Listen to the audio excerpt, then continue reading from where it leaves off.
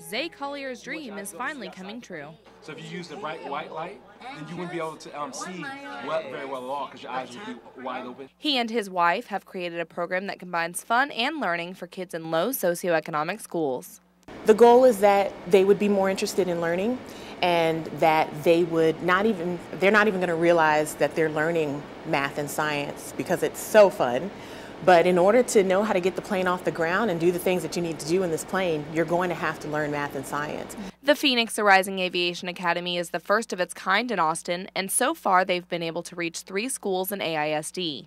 What they're doing in those schools is groundbreaking. Students started a desktop simulator on a computer and then moved to a full motion simulator like this one to get the sensation of flying a real plane.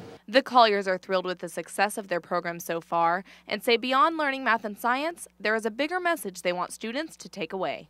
We really want to show these students that no matter where you live, no matter who you are, we want to make it possible for you to experience aviation in this way. Right now, the Aviation Academy is in schools 1 day a week, but with their new facility in North Austin, the Colliers plan to invite kids out for weekend workshops and many other classes. Brittany Elliott, KXAN News.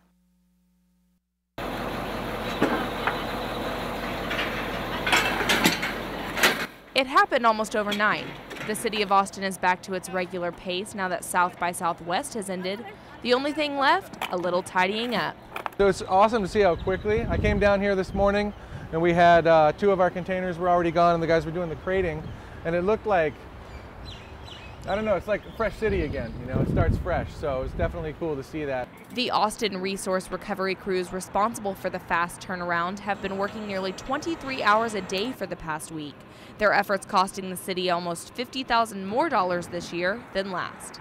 Trash like this is still left in Austin from South by Southwest, and overall the city expects to spend about $122,000 to clean it all up. We normally empty about 150 containers in the downtown area, and during South by Southwest it was 330 containers. Spokesperson for Austin Resource Recovery Jennifer Herber says it takes a village to organize the South by cleanup, and this year that village conquered its biggest challenge yet. We all came together and I think everyone had a good time, and from what I hear, everyone was really pleased with the services and kept the city clean. Herber says the city is already thinking about next year's festival and will be ready to expand its program as needed. Brittany Elliott, KXAN News.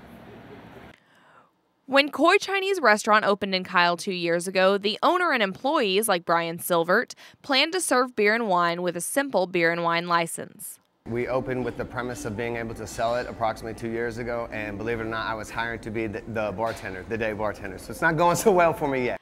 Not going so well because until now, city laws have required restaurants to obtain the more costly full liquor license in order to sell any alcoholic beverage.